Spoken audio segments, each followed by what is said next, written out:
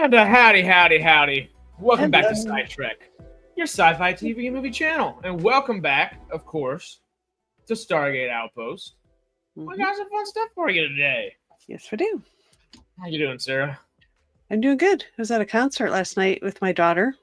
Saw Bloodywood, Ginger, and Baby Metal. I don't know if you saw it earlier, but it cracked me up this morning, and I was like, somebody that will appreciate a heavy metal version of this song. Not a heavy metal version of the song, a little bit more fun version of this song. There was some guy on my Instagram feed.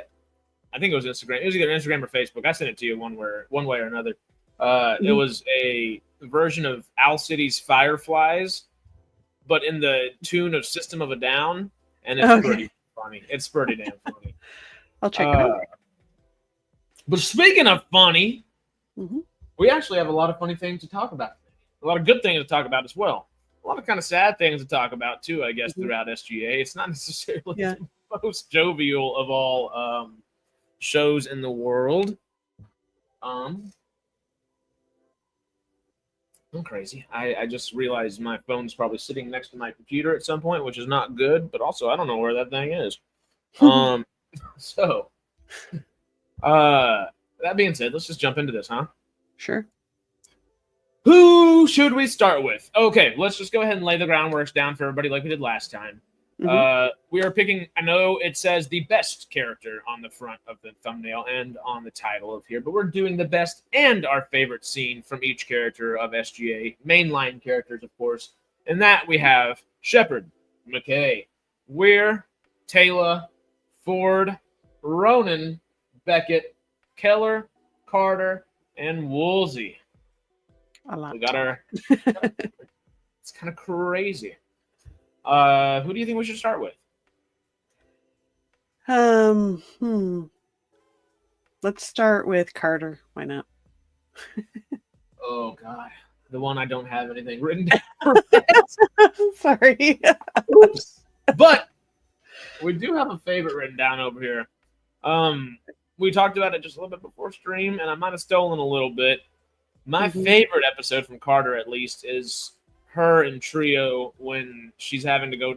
I guess it's not necessarily a scene, but it is down in that little mine shaft, the Janai mine shaft, and her and Keller and Teyla, right? It's the three of them, correct? I think.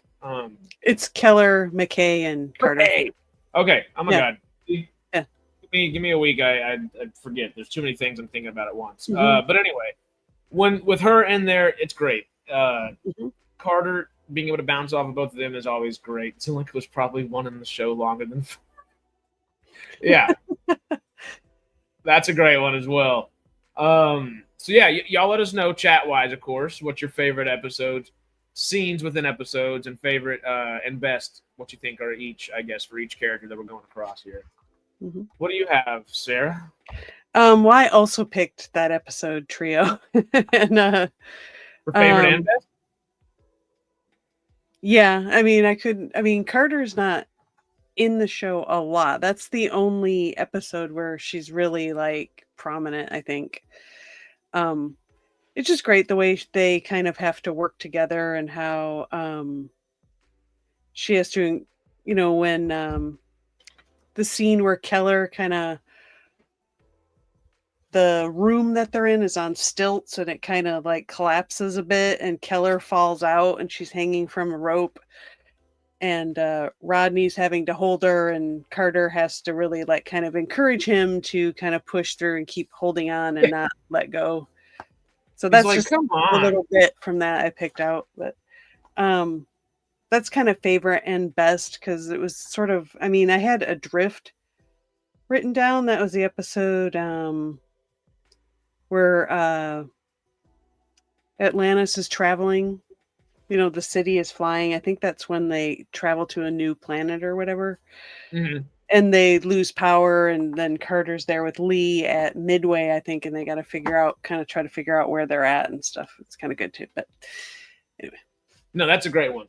I went ahead and kind of stole what David said just a little bit as well. Oops, sorry, I'm stealing today just a little bit. I'm switching. Carter and Trio, I think, is her best episode. Or at best scene, excuse me. My favorite one is Carter stopping Teal'c and Ronon from fighting. That's just too fun. It's just jovial and it's a good time. You know, I can't help that one. But Stanley's said McKay hallucinates Carter during the puddle jumper crash into the ocean using the whales to help be located. Yeah. I expected that to be a few people's favorites. It's up there. It's just a fun episode. Yep. By the time Carter was on the show, Tapping was also working on Sanctuary. Her time in SGA was like O'Neill in season 8 of SG1.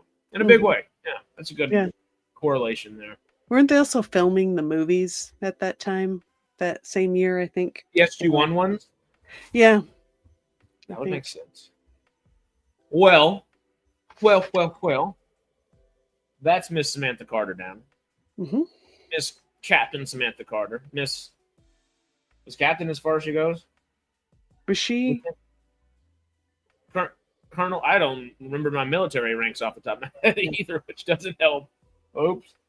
But if we are on the leaders of SGA to bring us out here, we started on Carter. How about Woolsey? I picked, there's a scene, when those people from the Pegasus Galaxy put them on trial for causing all these problems and stuff. And there's a scene where he meets with one of the members of the council in secret and basically kind of bribes him into voting on their side. It's a really good scene where he's kind of a little menacing and threatening and not just like this, like really leans into being a bureaucrat or whatever. So. Anyway, that's the best Woolsey, I think. Yeah, that's sleazy.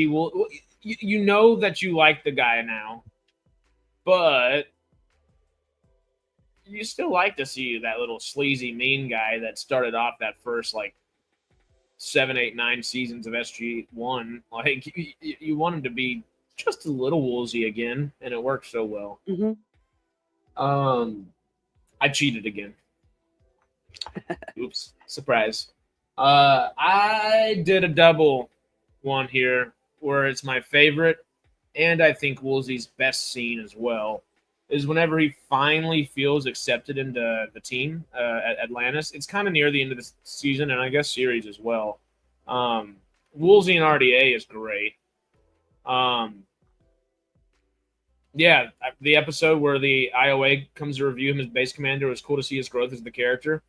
That was huge, and I feel like my favorite bit is whenever he finally feels accepted by his Atlantis crew. Whenever you see him out on that kind of porch by himself for a little bit, he might be out there just to kind of have a moment to himself, but you can feel that he feels comfortable, I guess safe to some degree, but comfortable with Atlantis, the people in Atlantis. He feels comfortable as himself as the leader of Atlantis, and he's kind of just not drifted into the leadership role that he was into, but had to fight for it, and he fought for it. And that little moment of just levity where he gets to breathe for a moment. I really like that moment with him. That's always sad. Just him over that little pier right after he gets the lady that's been inside of his head the entire episode that nobody else can see. She's finally gone, and he's like, okay, I get to relax a little bit. These are my people. This is my family, found family. I'm across the galaxy. I'm in a whole different galaxy, but I'm going to be all right. It's just one of those moments, and I like it a whole bunch. Yeah, I forgot about that one. But anyway, I put as a favorite, there's the final episode of the series. There's a moment where he brings Teyla and Ronon into his office and is basically like, you don't have to come to Earth with us. We can leave you behind the Pegasus Galaxy. We think of you as part of the team, and we forget sometimes that you guys are, from the Pegasus Galaxy, and just kind of a nice little make them feel like they're family, but yet respect the fact that they're not from Earth or whatever, Yeah, it was just a nice little scene. That's what I put. There are a few of those where he shows his humanity, which is nice. Because there's not much of SG1 with Woolsey and humanity, I think, in the same sentence. Right. Yeah. Especially when he was in SG1, he really changes a lot once they bring him into Atlantis. Yeah. He's, I mean, literally a fish out of water in the middle of a giant pond of water that he was not ready for. Yeah. But it worked.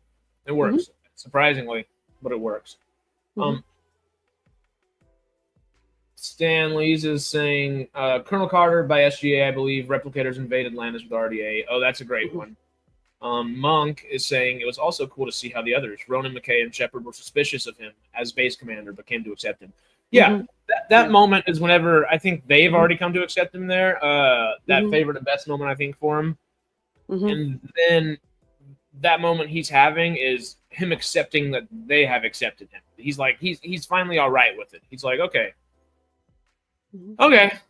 we're doing this thing, kind of. And it's gentle. It's not like we're doing this thing, Back in Black, Hell's Bells, like something like that, you know? Yeah. Like, we're doing this thing. Let me put on some like Bobby McFerrin in the background. Don't worry, be happy, and let's get back to work, you know? And it's just a fun little like moment. But talking about Carter, talking about Woolsey, how about the lady that led us into Stargate Atlantis? Kept us there for a long time, kept coming back. Damn, she went through some stuff. Dr. Elizabeth Weir is pretty cool. Yeah. Is she a doctor? I said doctor. She's a doctor, isn't she? I believe so. Okay, just like not an MD. Just PhD. Right, yeah, has a doctorate in something. Sure. I don't know if they ever say, but whatever. I was like, I said it. I'm pretty sure it's right. I'm not positive, but what would be your... God, I don't have a favorite for Weir right now because there's just so many that I couldn't really choose. Right. The one I put as best, which I think we both talked about a little bit and agreed upon. I don't know if it's your favorite or your best, but I think the best episode of Weir, not necessarily the best episode, I think maybe the best episode, but at least the best scene of Weir is when her and the older version of herself are getting to talk and kind of understand one another. And she realizes why... Okay, Doctor of Social Sciences. Thank you, Monk.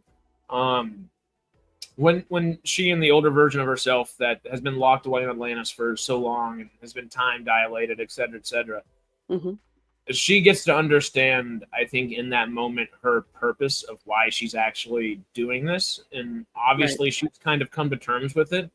But I don't think whenever the episode that she gets sent back to Earth with her husband for a little bit and she has to kind of fight to come back as the leader of SGA, I don't think that episode would have done as well or would have been as hard-hitting if we wouldn't have had the episode where we get Old Lady Weir and that where she has found her purpose for this. And not only that, she let an older version of herself die for this and die for her friends and the people that, you know, she's made her friends along the way, commands, et cetera, et cetera. She realizes how much Atlantis not just means to her already, but will mean to her in the future. And I think that's a powerful episode, I guess, for the first season, particularly. So, yeah, I think that's her best episode. I'm trying to think of a favorite one, so you go ahead. Well, I'll just go. That's Before I Sleep is the episode you're talking about. That's also my best. Just because, you know, she does such a good job, Tori Higginson, you know, of playing like the older version of herself and the younger version of herself. And basically we kind of learned that without her doing what she did, the mission failed. Like the only reason Atlantis mission or was it expedition, whatever they call it, was a success is because she, you know, put herself in stasis for 10,000 years or whatever, or she'd wake up every 1,000 years to reset something or whatever. That's why they had to do it. Walk around a little bit. I just put the best scene though is when old Weir is dying and she's sitting at her bedside and they kind of have a little conversation, and it's a really good scene. It's beautiful. It's beautiful. Do you have a favorite of Weir's? I put the episode from season 4 called Lifeline. This is after they had put the nanites in her head to save her life or whatever, and they have to go to the replicator city. and they're worried that the replicators are gonna like control the nanites within her, and so they're kind of like thinking like, okay, she could like go out of control and go full replicator on us any minute. But anyway, they go into the city. I forget why, to get some The ZPMs. Yeah, to get ZPMs or whatever. And they kind of dig around in the code and they find out there's like a kill Wraith code that they can activate. So they activate that, and she kind of has this sort of battle with what's his name? Oberoth. Yes, Who's the head of the, right, yeah. And so like, you know, they kind of do this thing where he has his fingers like in her head, and you think like, oh, he's winning, he's controlling her, but really it's like Inception, is that the right thing? Anyway, but really it's her having her fingers in his head controlling things, and it's kind of cool. And she ends up basically, you know, they have to leave her behind because she has to hold them off so they can escape or whatever. Anyway, it's a really good episode. That's my favorite. That's up there for me, definitely favorites wise. I think if Tori Higginson would have stayed with the character, I think that last episode with her would have been my favorite. I just wish it wasn't a different actress. The different actress is great, but Tori Higginson, she's done so long, half a decade with it already. That if we would have gotten Tori Higginson in that final Weir episode, I think that would be my favorite. But I'm going to lean towards looking for some DPMs, I think, as well. She's a great character. In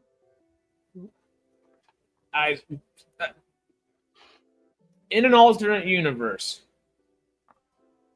would you be excited to watch the original actress play Weir for another 5 seasons? No. Really? I didn't care for that actress. I didn't think she was that great. I think Tori Higginson's a lot better. See, I much preferred her with those 2 episodes, especially the first like half of season 1. Because there's just the other actress brought like a warmth immediately. You could feel the warmth to her, where Weir is a little bit more not cold or calculated, but cautious. She's like, do these people trust me? Tori Higginson and Weir, I guess. More militaristic, I guess. Even though she's not military, she has that feel like she was. Like you could believe it if she was. I wouldn't call it calculated, but or cold, but I would call it that like just cautious. She's trepidatious of everything, everyone around her. I think she's trepidatious of their ability to trust her and all these different things. And of course, we get to go about that. And I feel like it wouldn't have been necessarily written that way if we would have gotten the original actress for Weir, because she did immediately bring that warmth, I guess, in those first 2 episodes with SGA, before SGA in SG1. I would have been intrigued. I don't know if it would have been my preference or not, but would have been intrigued nonetheless. No-Go said she was good as Fran, but not so much as Weir. Is that the original actress or Tori Higginson? And Fran in what? I don't know. But if we continue moving on, we've got our 3 leaders. Should we work our way up to Sheppard, our de facto team leader, or should we work our way from Sheppard? I think start at the bottom and work up. Okay, so I got Woolsey and Carter down here. Next up, then, is again, I'm mislabeling people. Dr. Jennifer Keller. Yes. You gonna go favorite or best first? I'll go best first. That's my weaker one, so I'll start there. It's a season 5 episode called Tracker. Where she runs into another runner, like what Ronon was, named Keurig, if I'm saying that right. I don't know. But he kind of kidnapped her because he went to a village that the Wraith attacked because they were chasing him, and everybody died except for this little girl. So he's been running with this little girl, and she's like injured, or I think she's injured from the attack. So he kidnaps Keller, takes her to his cave where he's got the girl to treat her, and there's some good scenes between Keller and him over that. Yeah. Oh yeah. Some really good ones. It's almost reminiscent, I feel like, of the first time we get to see Jewel State on the show as the little Wraith girl. Not entirely reminiscent. I thought about that as maybe a best too. It was kind of between those two. I thought this tracker was a little more interesting, and it was like really the character, because she wasn't Keller as that. It was a different thing. So yeah. That is fun. The Jewel State can say, I was doing a couple different things, and they were all cool. That was your best scene, right? Not your favorite? Yes, my best. Okay, my best Keller, I think, is in this episode First Strike. Whenever Weir needs to undergo immediate brain surgery, and Keller essentially rises to the plate.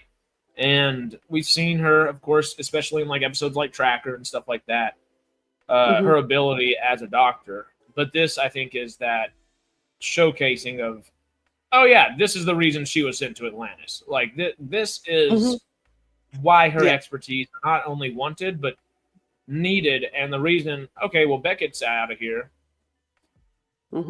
This is our next best person to bring onto the job. I think it does a really good job of showing that. So that's I think my best scene for her. Favorite wise, though, you know what it is. And as much as I'd love it to be some cool badass scene where Keller actually gets to fight or something like that, I just want her and Ronon to get a little lovey-dovey. That's all. That's all. It's the favorite because it's an almost. It's like, come on. That's like, I love you and McKay. That's great. Y'all be smart and go do your thing. Yeah. The 10 seconds of screen, not 10 seconds, it's a whole 40 minutes, but the whole 40 minutes of screen time we get with Keller and Ronon. Sorry, I love you, McKay. I love you, Rodney. Right. It should have been Ronon. Sorry. Yeah, I think Ronon and Keller, like, they should have went there. And it fits too, because when we get his backstory, we find out his wife or partner or whatever was like a doctor, nurse or whatever. So it like totally makes sense. So it's like it just makes way more sense for them to be together. But anyway, but I had that too. It's the episode Quarantine. Where they almost kiss, and then there's sort of that love triangle stuff after that that's a little awkward, but I was literally, like, they should have just had the two of them together. It was like so perfect. Anyway. My descriptor right here was Ronon and Keller, all caps. Almost. Yeah. That was my scene descriptor. It's so good. Like you said, they set it up for it to make more sense for Ronon. And I feel bad for Ronon because McKay fumbles the ball. He fumbles the bag. He drops the ball. All of the above with Katie Baker. And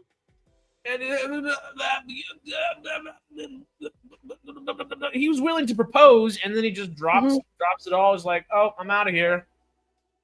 Yeah, it was just weird the way I don't know. It just. Yeah, you know what? Maybe it's not time to propose, but maybe you can work on that relationship. She might have said, hey, not for me, not right now. But if she was willing to marry you a few minutes ago, maybe talk to her in a couple weeks. Give her some time and maybe talk to her in a couple weeks, Right. The Keller and McKay, I can't even speak right now. The Keller and McKay thing was always weird. Yeah, it was kind of like, okay. I mean, I guess the idea is that, she's really smart. He's really smart. That's what's attractive about him. I don't know, but it should have been her. Like, just her and Ronon, it was so perfect. It went into cliche, I felt like. I was like, all right, cool. I mean, maybe they just wanted, like, the nerd guy to win, I guess, or something. I don't know. They already gave him the perfect opportunity to win, and then they just stripped it. I'm like, come on. Yeah. come on. Like, Mhm. it's all in the same episode too, right? Like, it's Yeah, it is. That him being trapped with her and yeah, it is the same episode. Both those things happen. Mhm. no say. They know their audience, LMAO. They had touche. They did try Mhm. to give the nerd a win there, and that Yeah. makes sense. Yep. That's the only thing that makes sense about it. Mhm. Stanley says best scene is because we're Oh, favorite. Excuse me, on favorite. That's good too. It is. Yep. And it continues the previous pod. Yes, exactly. They work It good would have been, together. if they would have like- been together in that scene. Right. Think about how cool it would have been. Right. They had really good chemistry together, and just the writers were like, know. "Nope." Who was it? Was it Malazzi? Who was it for this one? I Who don't was our know SGA? who made the decision. It's usually such perfectness, and Hmm. Yeah, that was a miss for sure. yeah. Brainstorm it had Bill Nye and Neil deGrasse Tyson. Yep. Yeah, that was a I thought about that episode too. It's pretty good. That's true. Yeah. But also that was because of Katie. That's not Keller that did that to him. That was because of Katie. Yeah. Katie came in here with one episode and did more personal character development for McKay than he did 3.5 seasons. So Yeah. Yeah, they definitely changed. I mean, when he was in SG1, he was like an a-hole, like a misogynistic a-hole with a, weird, creepy vibe for Carter. And they totally changed it. well, he definitely started out that way, I feel obviously, like but Atlantis. Yeah. But he realizes again, kind of like Woolsey, oh God, I have to rely on these people. I'm a fish out of water. Right. This is my team, but also my found family. Like I gotta rely on these people. So he has to still be himself and still be the little bit of an ass he can be, of course. But yeah, he knows where he needs to kind of give a little leeway, which is smart. Yeah. Just give him some lemons or something. Yeah, throw lemons at him. Tony. Hey. After some good old Keller, let's work our way up to another doctor, Dr. Carson Beckett. Oh, look, I found my phone. Hold up, I'm gonna put it on a charger real fast.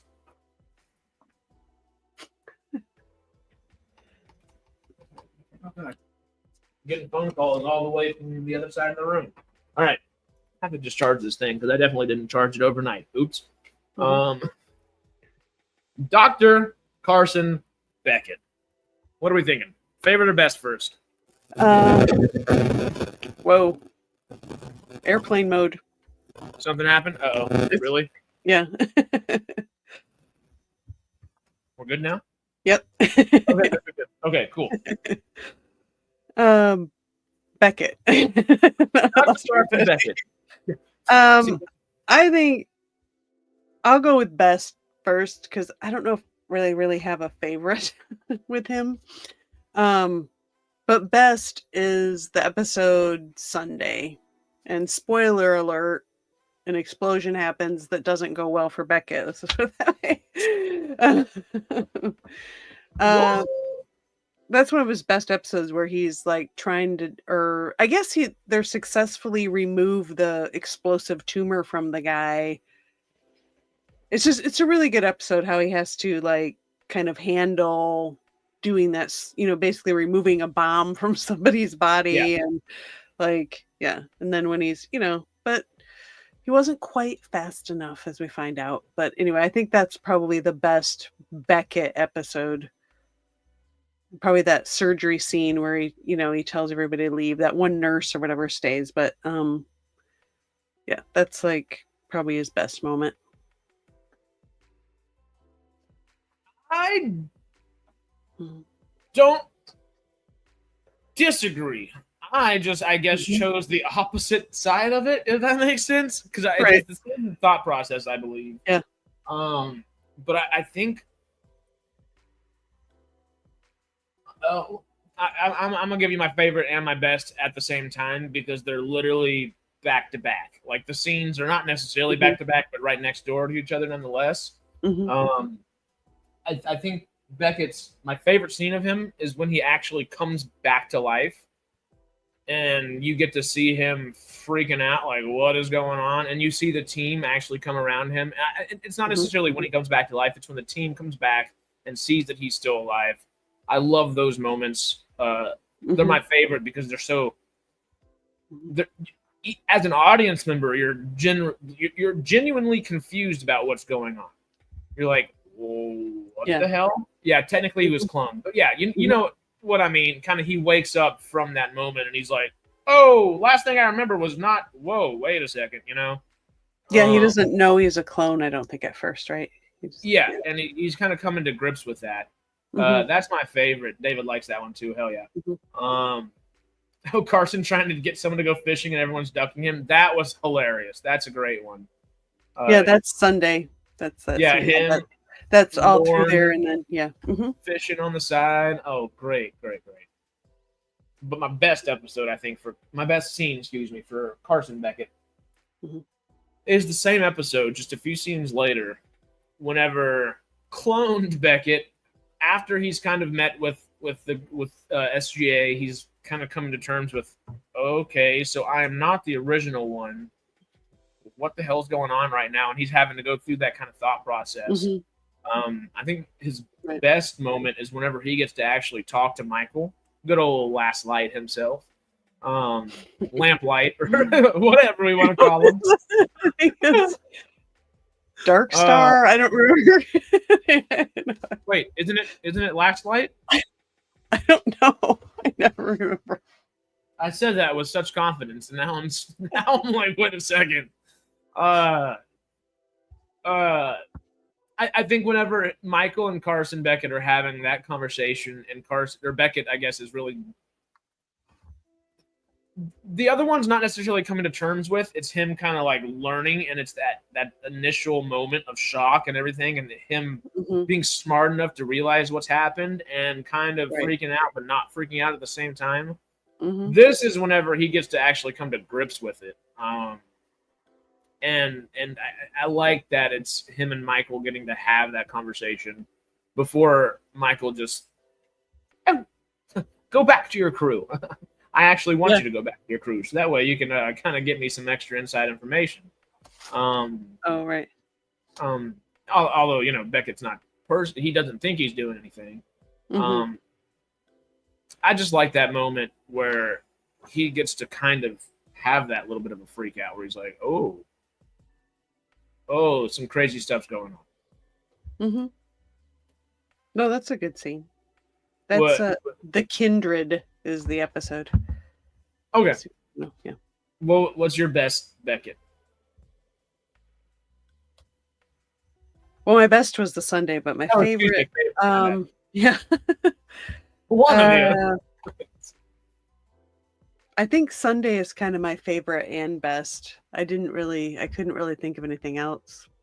So I kind of forgot about the Kindred episode, actually. So, I meant to watch it, but anyway. It's just the one that stands out. Sunday's so damn. Yeah, Sunday is the best, I think, yeah.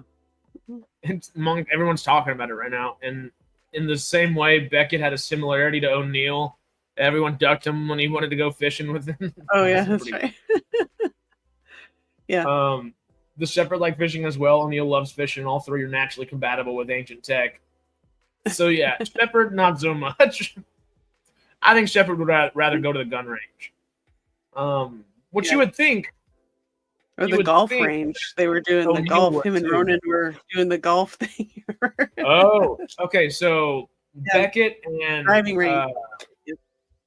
Beckett and O'Neill would go fishing with one another, but Sheppard and O'Neill would go golfing with one another. Yep. Yeah. And let's be honest, I'm pretty sure Beckett would go golfing with him as well. They might not be fishing, but they're golfing. Yep.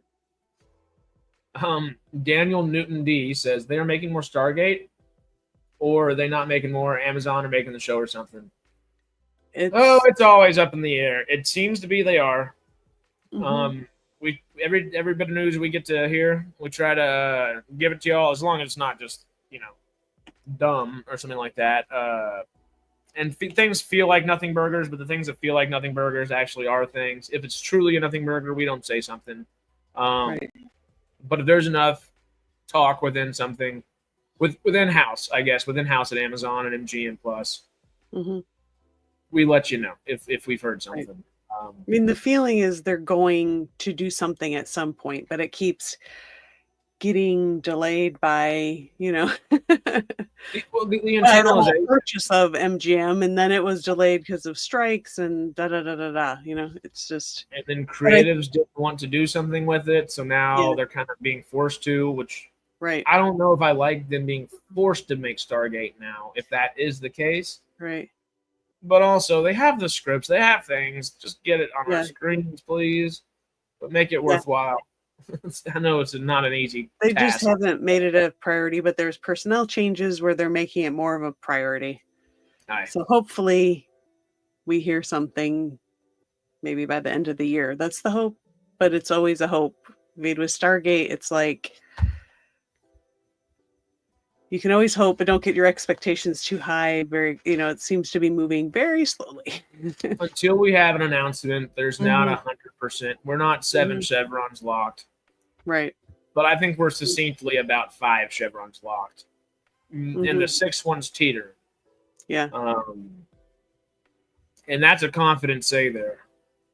Past that, we just got to wait for that 7th chevron. They are actively trying to open up the gate and have been for a few years now. Right.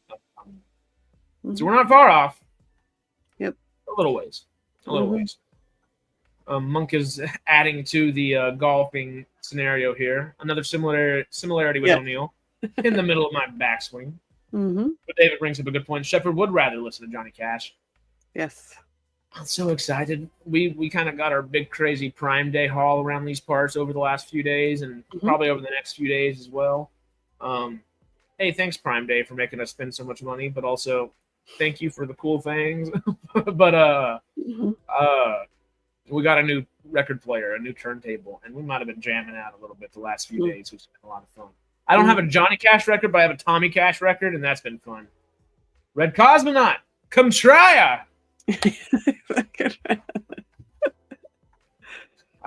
I love the Comtria, and immediately where my brain went as well. Farscape. Oh yes, I did that too. Okay, we just finished Beckett, right? Yes. That was everything we needed for Beckett? Lieutenant Aiden Ford. Yep. My favorite is the episode Runner, where that's where they first meet Ronan too, but we'll get to that later. But there's a good scene where Ford and McKay kind of hook up, and Ford's kind of trying to be like, oh, this enzyme is the greatest thing. I'm like a super soldier, da da da da, like it makes me better and all this kind of stuff. But yet it's a little crazy. Like he's a little like manic about it.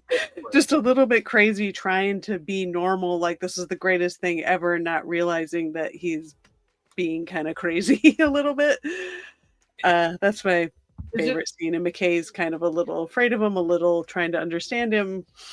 Anyway, you see McKay's scientific kind of mind, that curiosity is peaked. But then you see the McKay that has spent time with Sheppard, has spent time doing the occasional mission with SG-1, and he's like, I need to get the hell out of Dodge as well. Like something's not going to end up doing. Something's going to go wrong here. Ford was kind of a blank slate as a core member of SGA team. He really was. And I am with you where I liked him more as a villain than a hero, because he never really was a villain. He's just more that anti-hero. I wish they would have brought him back a couple more times at least. I think him as that like recurring character throughout the rest of the seasons, I guess, would have been really nice to have seen. So that was was that best or favorite? I already. That was my favorite. Okay.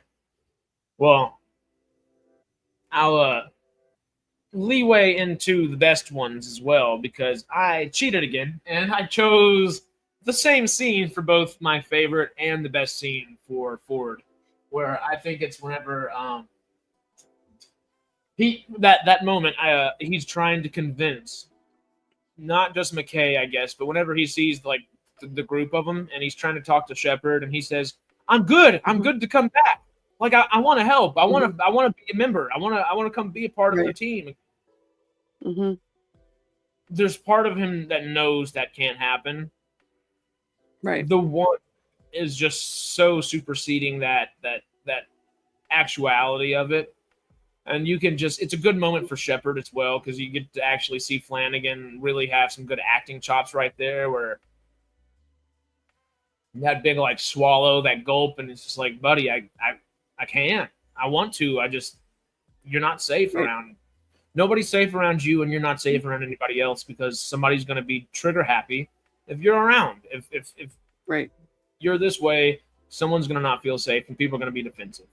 Mm-hmm. Not only that, we can't trust you to be you anymore. Like you are stuck on these drugs. Yeah, they give you some powers and give you some kind of cool abilities. Mm-hmm.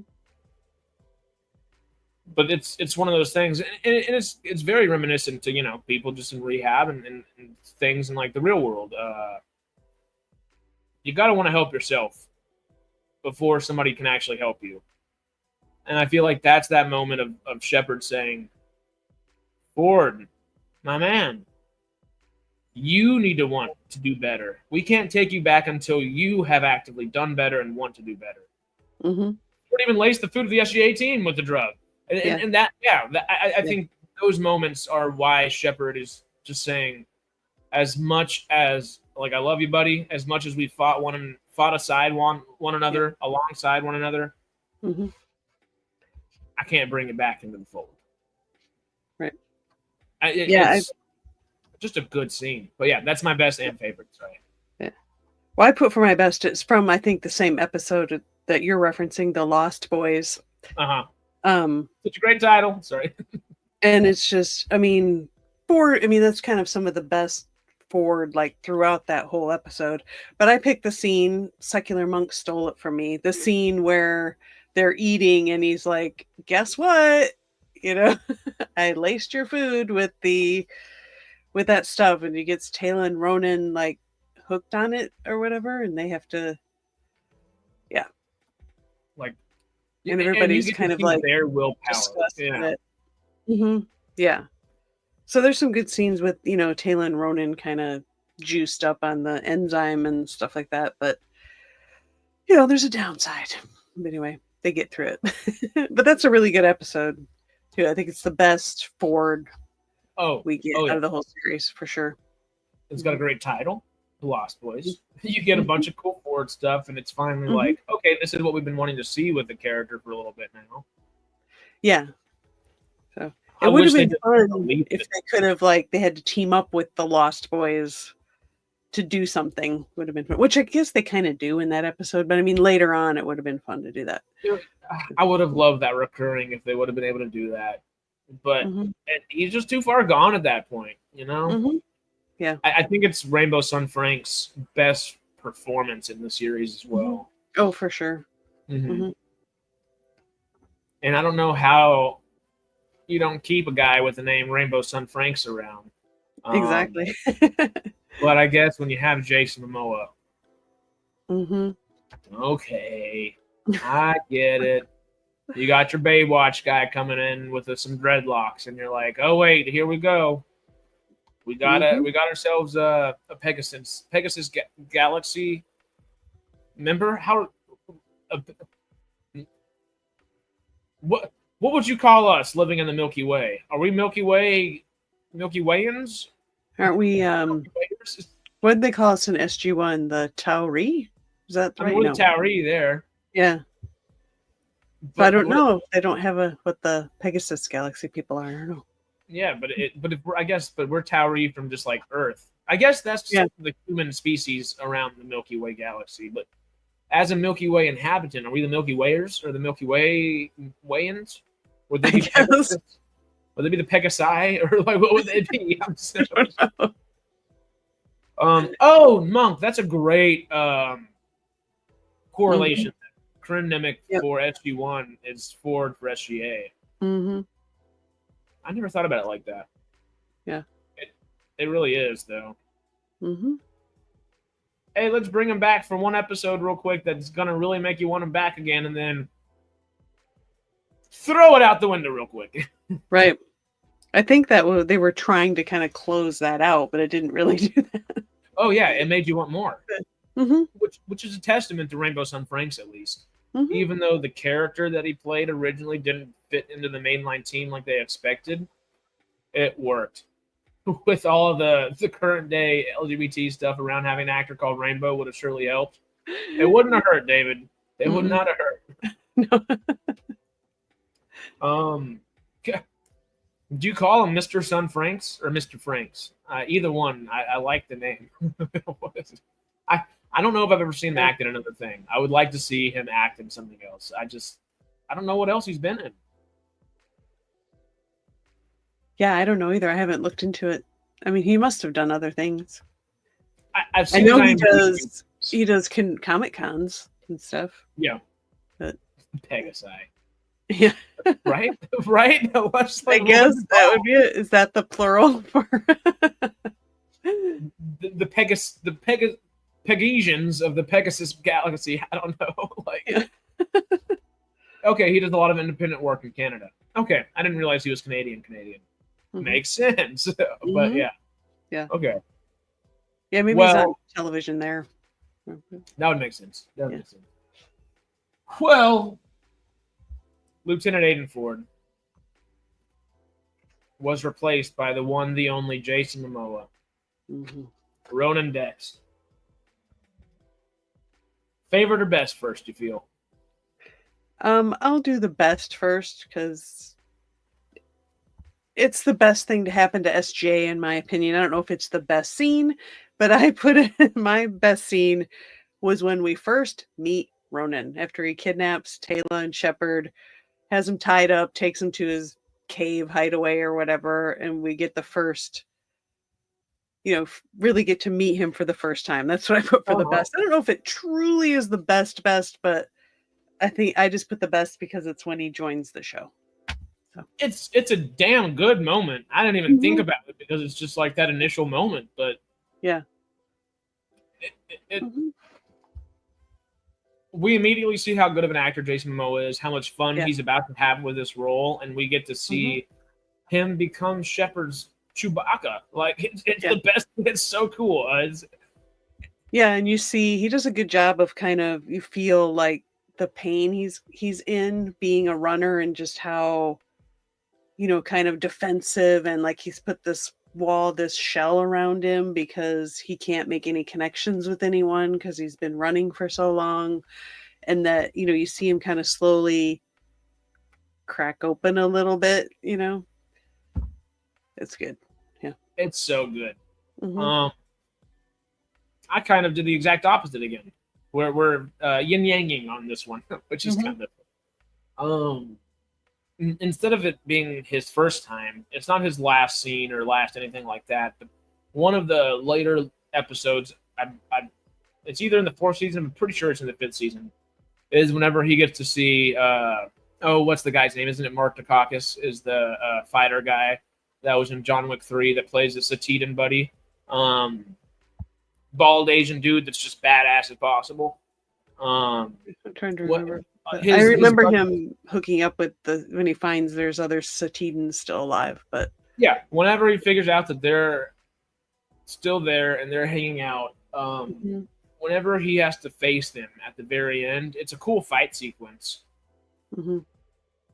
It's a really cool fight sequence, but you see him in the middle of the fight sequence as well as the moments that they're talking, processing what's going on, and he's like, I have to kind of kill what may be the only other Satidans I know of in the rest of the galaxy. I'm sure if these guys are alive, there are probably more. But it's taken me how long to find these guys? Yeah. who's to say the others haven't been taken out over the course of time as well? And you can kind of just see him coming to grips with what he has to do. Yeah. And obviously, at this point, he is purely a member of SGA. He loves the SGA team. Those are his newfound family. These people got him out of the runner life. He's no longer having to sprint away from Wraith every time he sees them.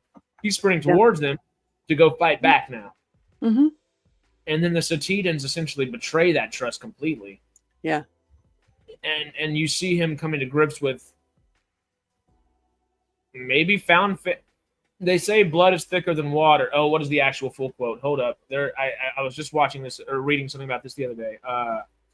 A whole bunch of quotes that people love that are actually longer than people like to finish.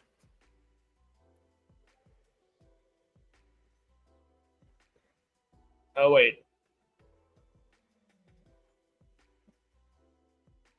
Okay, come on. Because there is a biblical version. The biblical version is the blood of the covenant is thicker than the water of the womb. But what is just the non-religious translation, I guess? Blood is thicker than water? That's the only one I know. it's blood is thicker than water. But the rest of the quote, where when you hear blood is thicker than water, the I guess the thought that comes to mind is, oh, your blood, your family is stronger than friends. The actual quote is stating the exact opposite. They say blood is thicker than water, yes, but like water is like the thing that gives you life or something. I don't remember the actual quote. I guess it's just blood of the covenant is thicker than the water of the womb. I feel like there's a different version of that somewhere. If somebody can find it, please holler in the chat. Yeah. I feel like that moment with Ronon is kind of encapsulating that ideal. Yeah, that's a good moment. Or it's like blood might be thicker than water, but the water is what hydrates me on a daily basis. My family's the one that I found. The one before left me and decided to go do something that was abhorrent to what all of the culture's beliefs were prior. And yeah, they needed to survive, but Ronon found a way to survive otherwise. It's not like a decision that he can respect at all.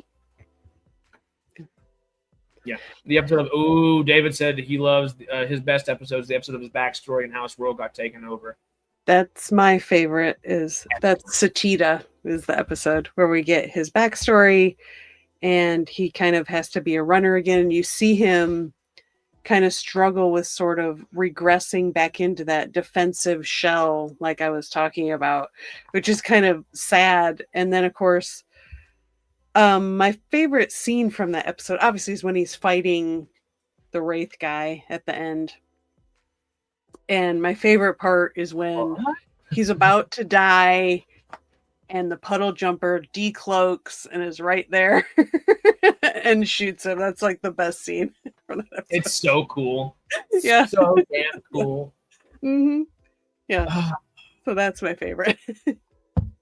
That's I like getting his backstory of, you get to see like who his wife partner was and all of that is interesting too. Which makes you want him and Keller to get together just so much more. But yeah. Anyway, we've covered that one.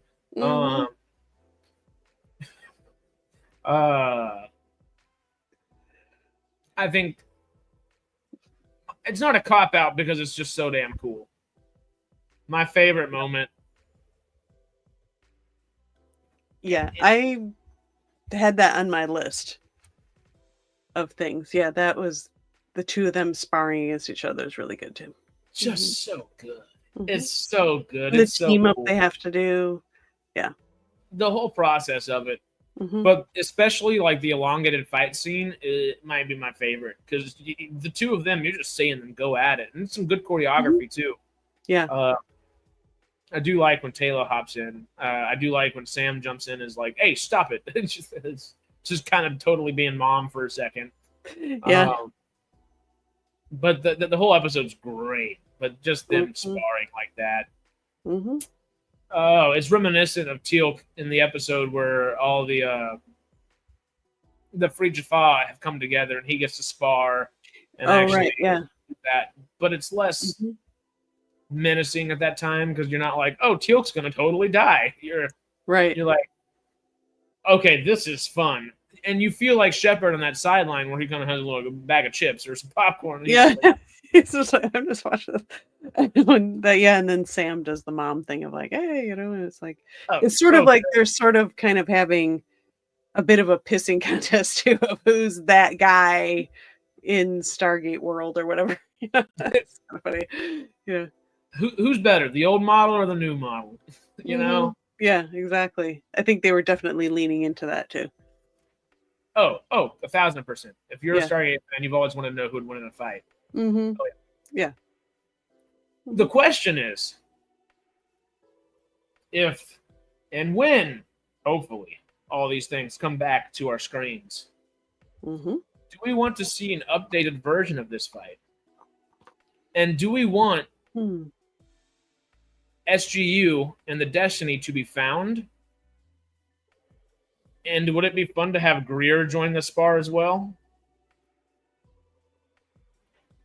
Because he might not be as physically imposing, but I don't think Greer, but that other Lucian Alliance dude, who was also in that episode with Keller that I liked. Tracker, the bounty hunter.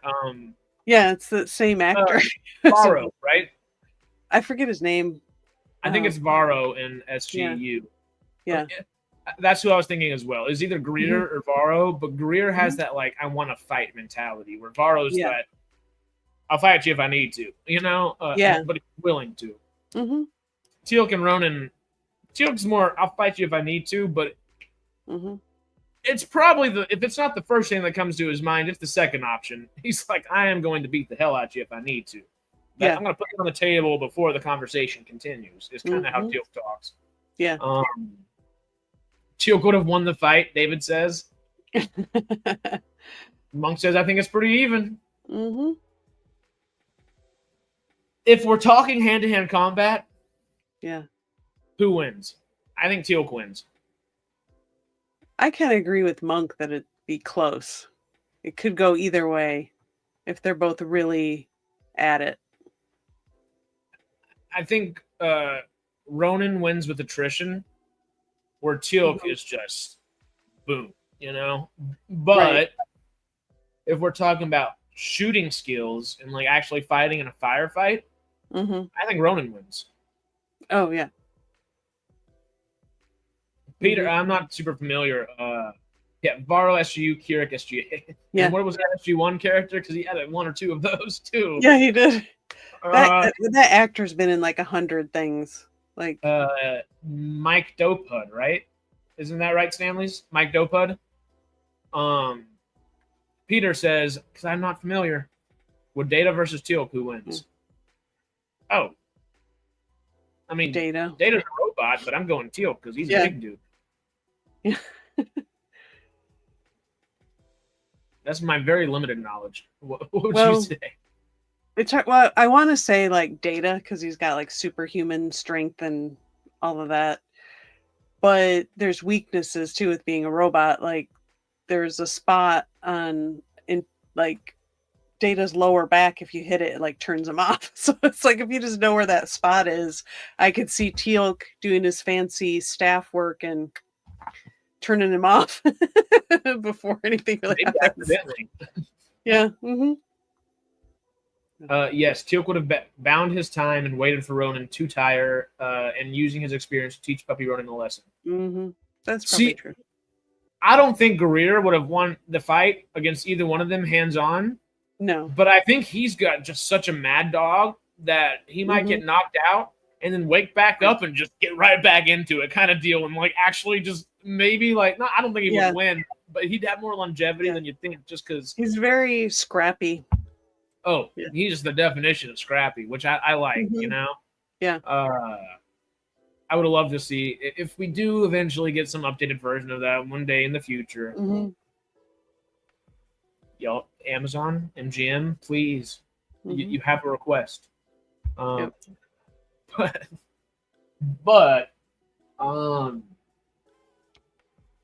I guess that's it for Ronon. That was both favorite and best, correct? Yep. Yeah. Oh, cool. I think we just have McKay and McKay, Sheppard, and Teyla, I think is all we have left. Okay. Our big three, our holy trinity of Stargate land. Yep. The only three in every episode, just about. No-Go has said Data can bend steel bars in similar levels of high strength. In a straight-up brawl, Data destroys. Right. If it's just strength versus strength, but I think if Teal figures out how he works, he can use that against him. Yeah. New series, Sci-Fi Deathmatch. Exactly. Another AI set of movies that can be made, just different science fiction characters fighting each other. There's that little video. Well, there's already Alien versus Predator, so. Oh yeah, that's true. But there's this little. I keep seeing it and it scares the hell out of me. There's this little video that keeps being sent around, I guess, or just put online, whatever. And it's a guy going to the movie theaters in like 2040 or 2050, something like that. Yeah, Mike Dopud. Thank you, Stanley's. And he walks up to the ticketer, and the ticket salesman says, "Hey, would you like an organic movie or a regular movie?" And the guy goes, "Huh? What do you mean?" He says, "Oh, the regular movie is completely AI made, and the organic movie is made by humans." And the guy goes, "Well, give me an organic movie, please." And the ticketer goes, $1,000. And I'm terrified for that day, and I'm worried about it already. I don't know how that thought came to my brain real quick, but whatever we just said. Androids were scared me into a little AI something. Yeah. I said make AI movies of different sci-fi characters fighting each other. That's what it was. Yeah. Oof. Just a regular movie or organic. Oh my god. And the bad thing is the terms work too well too. It's like, oh god. So let's finish out these final three. And then we might do a little special mention, Monk. We may, but let's go Teyla. You want me to go first? Favorite. Sure. Favorite and best. I'll do favorite first because best is better. My favorite is a season 3 episode called Submersion, and it's where they find this drilling platform in the sea, and then they realize there's a there's a crashed Wraith ship near where this platform is, and there's a Wraith Queen that's been in hibernation for thousands of years, and she's been staying alive by occasionally waking up and feeding on the crew of the ship to the point where now she's like the only one left. And so I don't know if you remember, like, Teyla has Wraith DNA, so she can sense other Wraith presences and stuff like that. And so she kind of gets into this mind battle with the Wraith Queen that's really kind of interesting and cool. And anyway, that's my favorite. It's so cool. It's such a cool thing. Because again, it's a precursor to what's going to come. And you get to see Teyla in all like true Teyla form. Oh, yeah. Rather than, oh God, I'm part Wraith, and now I'm freaking out about that, but also doing really cool things. Right. It is full Teyla going full Teyla, which is fun. Yeah, and the Queen does get control of her for a bit, and then she figures out how to kind of fight back and stay in control and stuff. It's kind of cool. So. Which may or may not help her control a hive ship at some point. What? But I don't know. I think my favorite scene with her, Teyla versus the Wraith Queen on the cruiser at the bottom of the ocean. Ditto, Sarah? Hell yeah. Yeah, that's that one. Yep. Anything Teyla somehow connected to Michael. Not wrong. And speaking of, I think my favorite scene is when Teyla is after she's already had Torin, her son, and Michael has taken Torin, when Teyla is fighting like hell to get Torin back.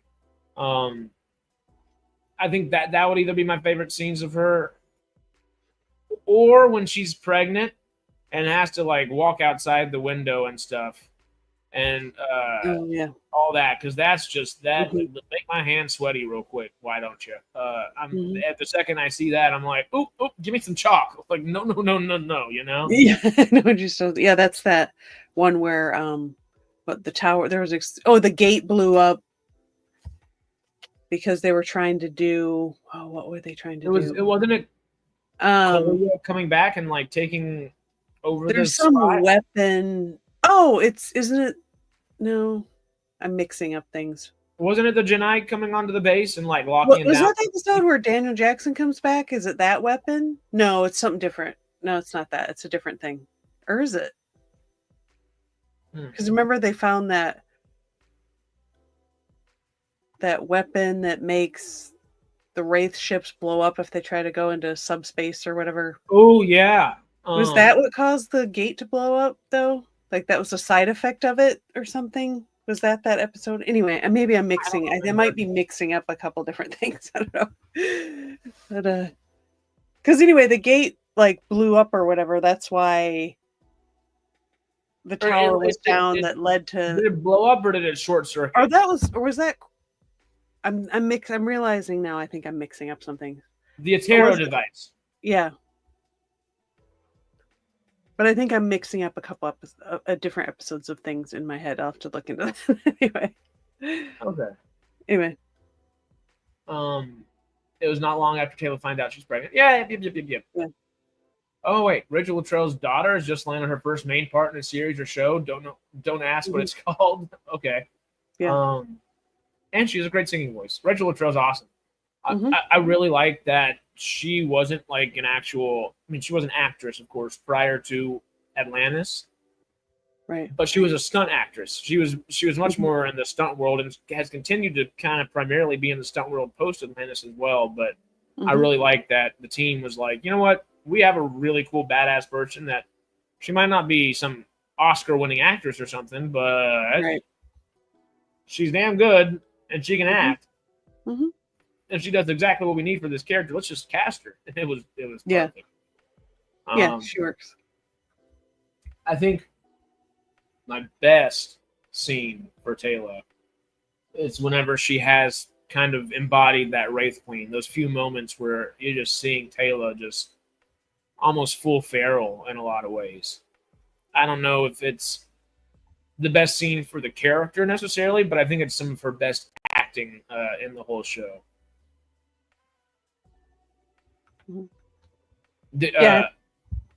What would be your best, do you think?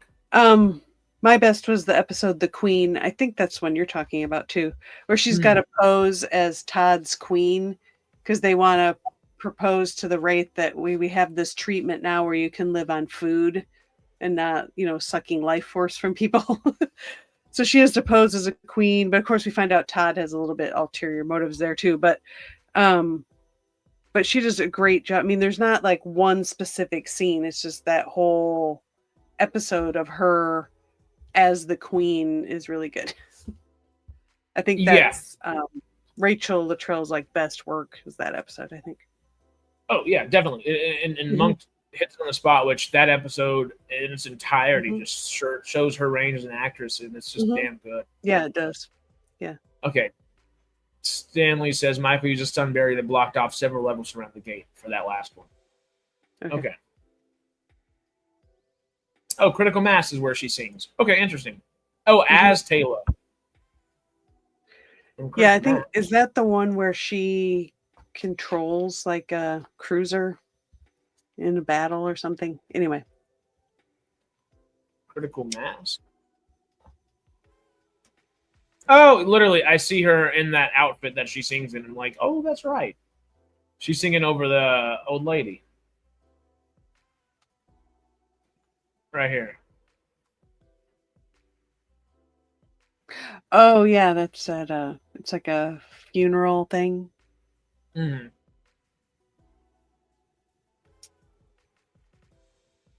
Well, Teyla's awesome as always. We're into our final two. We've gone over our local Pegasi people, our Pegasians. That sounds bad. Anyway, whatever it is, Dr. Rodney McKay. Shall we start with favorites or best, you feel? Well, I'll start with best, which I think is just a real good David Hewlett performance. And that's the episode. It's kind of a dumb episode, but it actually shows some good acting chops. Duet. It's where he has Lieutenant Cadman's consciousness in his head. That woman, because they go down the planet and then they get sucked up in a Wraith ship and it crashes. And they bring back McKay, but it has both their consciousnesses in his body. Oh. And so there's that fight, and she kind of helps him with trying to get with the botanist chick. And there's a really good scene where they have to go see the psychiatrist and she's kind of like trying to work with them on like how to deal with it and treats them like it's couples therapy. And there's this one part where like they switch to like McKay as her talking about whatever she doesn't like, and then switch back to McKay as McKay talking about, and it's really good, and like just David Hewlett does an awesome job with it. So I just put that as like the best as far as like his performance. Oh, that's a great. I had completely forgotten about that, and it might not be like the best episode for McKay or something like that, but performance-wise, it's damn good. Because I mean, to embody another human being while still being yourself, and then do that and like do it well on camera and have it actually both be funny and silly, but also still make sense is difficult. Yeah. It is difficult. Oh, that's a great one. Yeah. The fact that she likes Beckett in that episode is great too. Oh yeah. Choosing the best body is flirty with Beckett, and then like she realizes like, oh, I'm in McKay's body or whatever. It's funny. Trying to give dating tips to McKay, and it just doesn't go. Yeah. That's so good. My favorite was the 3-parter with Daniel. Also so damn good. Yeah. That is on my favorite. Ooh. I'll let you go ahead with your best first. My best. I switched my best to my favorite. I switched them around at a certain point here. I think my favorite. The best moment for McKay is similar. Where I don't think it's his best episode. Super memorable, kind of like the one you chose, but it's with him and Katie Baker. I think it's him actually trying to work himself up to propose, especially the scenes where he's in the process of proposing and freaking himself out, because you really get to see. We know how Rodney's brain works. This is now Rodney telling us how his brain is working in real time. Yeah. And you get to see how smart he is. You get to see that kind of lack of common sense sometimes. You get to see the childlike nature of him as well to some degrees, because, the smartest people that we all know kind of are the dumbest people we know in certain other categories. They're typically really smart in one way and not so smart in this or that way. And you get to kind of awkward, yeah, and that epitomizes Rodney McKay. The Tile of Rodney. But I think that's his best episode, in seeing that emotionality of McKay, where even like we just said earlier, like even with him and Keller actually getting together and having a good relationship. They have a really good relationship. I like those scenes. Yeah. I think both Ronon and Keller had better chemistry, and Katie Baker and McKay had better chemistry. Yeah. Yeah, it made more sense that way. I just don't know why they didn't do it. I do keep going like that, don't I? Oops. Oh, another one, the one where Rodney has to try to ascend, is a great one. I don't remember that one. Okay.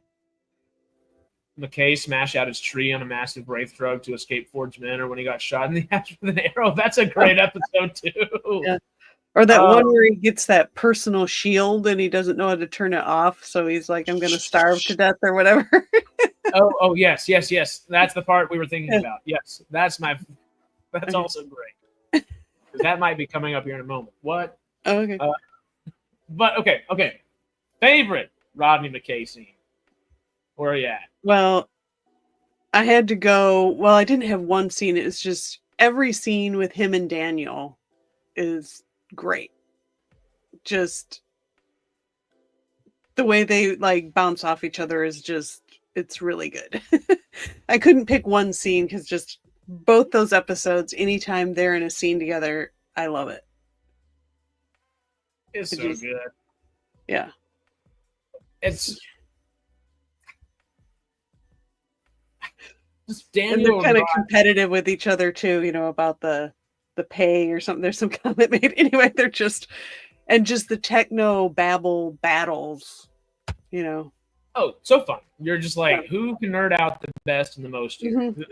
Who is peak Stargate nerd? Who is it, the OG or is it the fan favorite, you know? Monk brought up a great one, the alternate Rodney episode. I don't know how that one slipped to mind, but damn, is it so fun. That one's going to come up later. The fact that the Cass Hewlett sisters, McKay's sister, was also perfect. Yeah, that was kind of on my list too. Those episodes with the sister were good. I think a moment that's coming up almost won it out. But I think my favorite Rodney moment is the lemon stuff. Is when Mitchell, I think it because it starts in SG1, but then it goes into the SGA episode as well. Is when Mitchell is just messing with Rodney. He's like, "Who's this silly dude? Like, what are you doing, dude?" And he's like, "Oh, you're allergic to lemons. We're gonna mess with that. We're gonna play around with that one." It just tickles me. It just tickles me. It feels like something I would have done to friends growing up, or friends would have done to me growing up, one way or another. Were we all little shitheads? Excuse my French, probably. But was it a damn good time? Oh yeah. And that just it's so jovial. It's so fun. There's so much bad that's going on around that time where, okay, let me just mess with Rodney just a little bit, just to make things a little lighter. Fun. Oh, it's great. Yes, but I'm not under the threat of death. Mitchell shows the lemon. Try me. It's so good. It's so good. I love it. Peter said Rodney was the inspiration for the Big Bang Theory. His theory, anyway. That's pretty cool. That show started before, though, huh? Yeah, I think Big Bang started in like 2007, 8, something like that. Because it was an 11-series show that ended like 2018 or 19, something like that. Yeah. Because I can't believe whatchamacallit. I'd still have never really watched the show, I don't think. But Young Sheldon, it's finished, and it did 5 or 6 seasons. Like, I can't believe that. Stanley says inspiration for Sheldon. That kind of makes sense. Yeah. A little McKay for Sheldon. Definitely the same personality type. Kind of borrow a little bit here and there, you know? Yeah. Well, I guess I chose my lemons for my favorite. What would be your favorite there, I guess? For McKay? For old Dr. Rodney McKay. Oh. It was what I just said, the Daniel episodes. Oh, duh. Just start thinking so much. It's like, what's going on here anymore? The Rodney and Sheldon show would be amazing. Yeah. I guess this is why I was forgetting. Is I got excited about the next little bit here.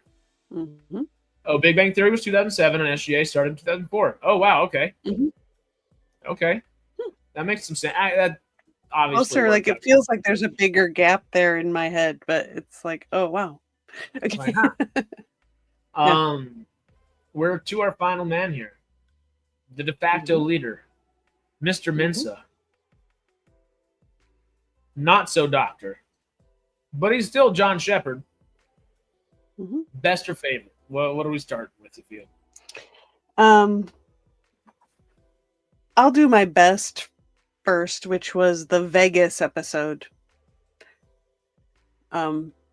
Just to kind of see alternate Sheppard, who's kind of a loser detective, trying to figure out in this, this Wraith dude sort of ooching around and killing, sort of serial killer style, killing people, putting these prosthetics and stuff on to look human is very creepy. They play the Marilyn Manson song in that episode too. Beautiful people. And I guess my favorite scene is kind of when alternate Sheppard and McKay meet. We get kind of the more sort of serious, McKay, serious, sort of darker McKay, and they team up, and it's just, really good. It's a little funky. It's a little groovy. It's fun. Yeah. Monk said the scene when Sheppard tells Rodney he's in Mensa is obviously hilarious. Mm-hmm. For my best, though, we start with best, right? Yes. Okay, yeah. Because I like the one you're talking about, and I almost chose whenever he has to go back to Earth for his dad's funeral. Because that's I think that's the only episode that Flanagan, Mike Flanagan, oh my god, not Mike Flanagan, Flanagan, Joe Flanagan. Oh, thank you. I thought about that episode too. That's a good episode. I really like that episode. It's, I think, particularly so good for Sheppard because obviously Flanagan wrote it and knows the character just about better than anybody else. Mm-hmm. It's really good. It's really solid. Yeah. Monk said best episode for him is Conversion. Sheppard turning into a bug reminds him of The Fly. Oh yeah. Also, that's a good episode too. Mm-hmm. Oh yeah. Yep. I think my best episode for him though, or best scene, excuse me, is a little bit of a cheat again. Sorry, had to do it. I wrote every interaction between John and Kolya. Oh yeah. Every interaction. Yeah, I had almost thought about that episode where he the episode where he yells, Kolya. That's a good episode. Cool. But there's a single scene. It's just, it's so perfect. Sheppard in the Storm episode when Kolya first shows up. Yeah. Was also up there for me, but I think I like the episode where John is captured and Kolya begins to torture him. I think it's in like season 3. It is season 3, Common Ground. Yes. Okay. Booyah. So when we get to favorite, I will be talking about that. Khan! Kolya just sounds so much better than Khan. I'm sorry, Star Trek. But it is reminiscent of that for sure. That scene is so good. Every Kolya and Sheppard scene are great, as we have now detailed, because it's every single one, every little moment's awesome. What's that actor's name? Is it Davi? Is it Robert Davi? That played past just Kolya. Yeah. I think it's Robert Davi. Yeah, Robert Davi. Mm-hmm. Yeah, he's great. He's so cool. Mm-hmm. He's got that, like, he's way older than he looks, but he's also as old as he looks, and he's younger than he looks. Right. If that makes sense. Mm-hmm. He was a Bond villain also. He just works in that like slick back. I'm gonna mess with you, man. Yep. I might be your friend for half a second, but don't expect it to last long. And he just plays it so well. Mm-hmm. Yeah. Great. Your favorite? Well, as previously mentioned, Common Ground. It's episode. Great Kolya stuff. And it's the first time we meet Todd also. So that makes it great. That's the introduction of Todd and how, Kolya is making Todd torture Sheppard and how they, have to end up, the enemy of my enemy is my friend kind of thing or whatever, that they have to team up to escape. And then that, of course, that kicks off the whole Todd storyline, which is great. And just... You mean like my favorite is character? That where we first learned that the Wraith can also put life force into somebody as well as take it out? I believe so. When we first learned that? Anyway. So there's some good Wraith stuff in there. Introduction of Todd, great Kolya stuff. It's just it. I mean, I rewatched it, and it might be probably one of the overall top episodes of the whole series. I think. So good. Yeah. Mm-hmm. I don't have anything else to say about that one because it's just so good. Yeah. Yeah. Yeah. So he gives him. Oh, yeah, McKay says because he gets like, extra what? Life force or something. Yeah. It's like, did Todd give you a couple years back or something? Like, I love it so much. Yeah. That's such a damn good scene. We should have ended on you. That's my favorite scene, which I'm shocked no one has said yet. We've gotten very close, and it's a great McKay scene, and I almost chose it for McKay. Right. But I love, obviously Rodney's face is great, but Sheppard's face is perfect. Perfect. When he gets to shoot Rodney, it's just you too shot good. Me.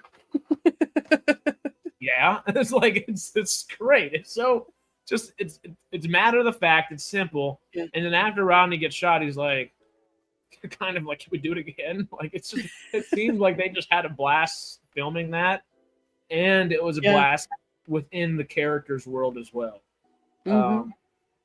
It was awesome. I love that scene so much.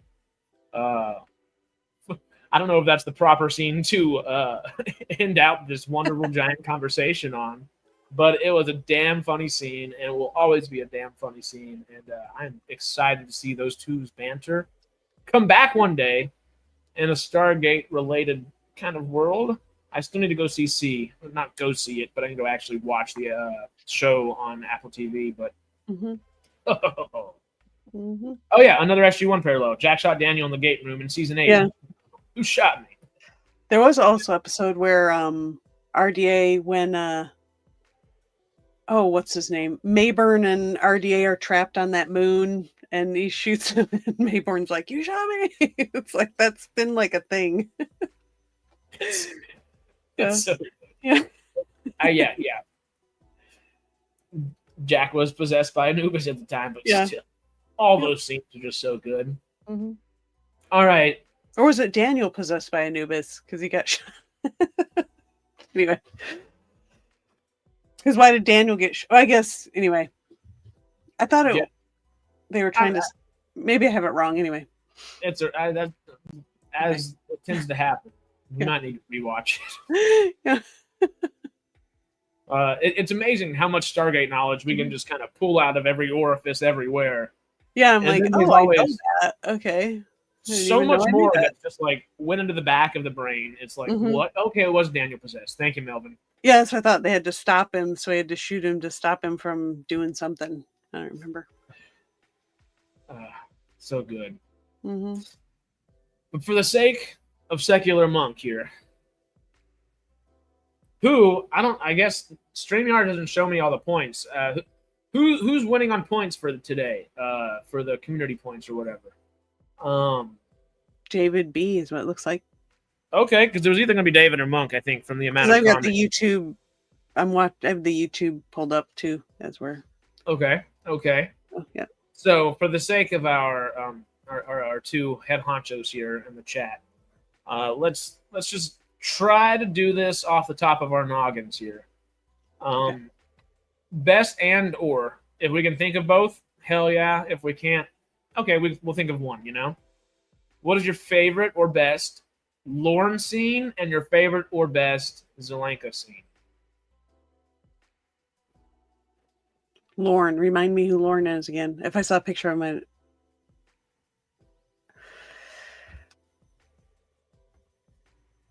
he's the man, the myth, the head of Stargate Command. Yes. Okay, that's what I thought it was. In the future, huh?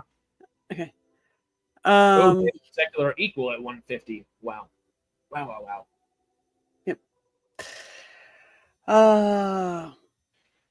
Zelenka. I think probably the best thing of him is when it's that quarantine episode again, I believe, where he's got to crawl through the air vent into that other control room or whatever to reset everything. That's probably the best Zelenka. Yeah. I think that's the best as well. I think it's either, I don't know if it's him crawling that I would consider the best, or just him talking to Sam and Sam just being like, Yeah. God, everybody I was trapped in a freaking tunnel with or an elevator with had to be this guy. Like, Yeah, exactly. It's so yeah, good. She kind of, and she's doing the I have to be the good leader and be kind and nice and generous to everybody kind of thing. And yeah, that's good. That might be a good Sam scene too. That's another, that's a great Sam scene as well. But yeah, no, Trio and I guess stopping Teal'c and Ronon just ink that out just a little bit. The Teal'c and Ronon are pretty similar, I feel like, to the Zelenka scene. It's just because it's Teal'c and Ronon. It just wins out that favorite. Yeah. In any of my favorite scenes with Zelenka, I'm with you, Monk, or just him arguing with McKay. Yeah, him and McKay, that dynamic of them, like him being mean to Zelenka. But as Monk says right here, McKay needed Zelenka far more than McKay would ever admit. And there was that once or twice that he almost was like, he didn't say thank you, but he kind of like patted him on the back just a little bit. Was like, yeah, I need you here, just without saying, yeah, I need you here. It was obvious. Yeah, he didn't want to admit that he needed someone else to figure things out or help him. He didn't like that. So especially someone that, okay, I might be smarter than this guy, and I might end up at the better answer eventually. But obviously, sometimes different people's perspectives can kind of help you think about things in a different way and reach a conclusion quicker. And Zelenka had a whole different world perspective and was like, dude, this is not always the way to do it. And whenever he spoke up, typically, Zelenka was in the right, which was always pretty fun. Yeah. Why are air vents big enough to crawl through? They should fire any writer suggesting that. The best or favorite Lorne scene that you've come up with? That one is hard for me because he never really stood out to me as a character. I'd have to be reminded.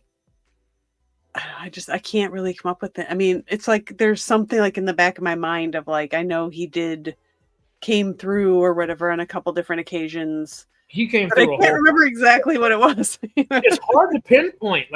He's one of my favorite recurring characters throughout the series, but I don't remember a whole bunch about him, which is just kind of funky. But I thoroughly enjoy him every single time he's on screen. I'm like, oh, this dude's great. Great actor, great time. He's the friendly face that you want to see around Atlantis. He might be like the third or fourth or fifth in charge, but he's the guy that you're probably going to bring your problems to first, if I had to guess, you know? David said, to be honest, nothing comes to mind. Yeah. Well, damn. Like I said, he's just a kind of a solid recurring character. That's just a good guy there, willing to do what it takes kind of thing. I think he is SGA's Colin Cunningham, is how I think in my brain. He's your Major Paul Davis for Major Lorne, you know? Yeah, same thing, different day on. Right, he's a very kind of straight-laced military guy. But he's less straight-laced, which I enjoy. Which I guess Colin's character isn't super straight-laced continuing on throughout the series necessarily. Mostly sure. Yeah. But you kind of get to see him have a beer or two. It's like, all right, I'm a relax a little bit. So on and so forth. Lorne, I think his best scene is taking command of Orion. What's Orion again? Because didn't Lorne took command of SGC? I loved in the future episode where we get to see Lorne being the leader of the entirety of SGC, which I think was a good nod to how important the character actually was to the show, even though you don't remember much about him because he's not as crazy as everybody else in crazy like dialogue or actual scene work to be able to chew up. It's just you can tell how important this actual individual is to the entirety of Atlantis and Stargate mission overall. Yeah, which I really enjoy. I don't remember if that's an SG1 episode or SGA actually that is fast forwarded like that, but I do enjoy Lorne being that character we get to see there. That's his best moment, I feel like. And I'm going to bring Sunday back up from earlier because I don't know how nobody remembers Lauren from this. The first thing, I don't know why either, the very first picture that comes to mind of Atlantis, of Stargate Atlantis, to me, is Major Lauren standing over the balcony and painting Atlantis at the very end of Sunday. Oh, yeah. That is my favorite scene from him, and it is the second someone mentions Stargate Atlantis, either that or Todd pops into my head. And then Sheppard. Mm-hmm. I love just that little, it's, you get to see Beckett going around being silly, and then Lauren just being peaceful. He is, it showed how, I feel like that moment alone shows how important he is for the rest of Stargate. Right. And why they chose to put him in that command seat later. Because that's the guy you're going to bring your problems to first. That's the guy you're going to trust to actually figure stuff out where, okay, yeah, I'm going to go to Sheppard. Oh, yeah, I'm going to go to Jack. Oh, yeah, I'm going to go to Cam. Oh, yeah, I'm going to go over here. These are all important people, and we need to get this done. But if you have a personal thing that you're like, okay, I need this, I feel like all those other people are people you go to problems with, that those problems need to be solved immediately. Lauren is the person you go to problems with that, hey, this could be an issue in a week or two. And Lauren makes sure it's not an issue in a week or two. He makes sure it's done before then, I feel like. That makes sense. It's that unsung hero moment, I feel like. And I just, it's what comes to mind when I watch Atlantis, or just the word Atlantis and put it in my brain. I don't know why. Yeah. But it's old Lauren. It feels like maybe they wanted to have him in more, but it just didn't work because it's already a big cast to begin with. So to try to fit him into is probably just too much. But I did like, when they show him painting, you kind of get that little note of like that he's a person and not just like standard issue military guy, whatever. Yeah, it's like, I'm going to take my time and enjoy myself. Yeah. We get some free time. Let me look out on this pretty ocean we're parked on. I like it. Ooh, Monk brought up another one is when Lauren, as a replicator, challenges Sheppard and Doppelganger. That's always some good stuff. All the replicator stuff in Atlantis, I feel like it was so much better handled than the SG-1 replicator stuff. Yeah, except for it was a little bit repetitive because it's like you almost wish they would have done it just in Atlantis and not both. Yeah, I guess it was just kind of getting their feet wet in SG-1 and trying to see how far they could take it. And the Atlantis part, even though it was repetitive to a degree, at least it felt like, okay, where the replicators got to in the Milky Way galaxy is kind of where they start out over in Pegasus galaxy. Right. So it was a little bit of that continuation, but yeah. When someone says Lauren to me, I think of the character from the Angel series. Yeah, there was some copy and paste. Okay, Monk, did we do good? We gave you Zelenka and Lauren. Surprise, we threw in an extra character there. Yep. That's 12 characters that we've gone over. Yeah. Not shabby. Nope. So 2 weeks from now, SGU, best main character scenes. Yep. We had to decide what characters we're going to do. Let me get this crazy eraser going right here. How about we go ahead and write them down to make them easy? And that way, chat, y'all can think about stuff as well. And by the time 2 Wednesdays from now, not this coming Wednesday, but next Wednesday roll up, we can all kind of be prepared. Okay. Trying to erase names and not the lines of the functional board that I made here.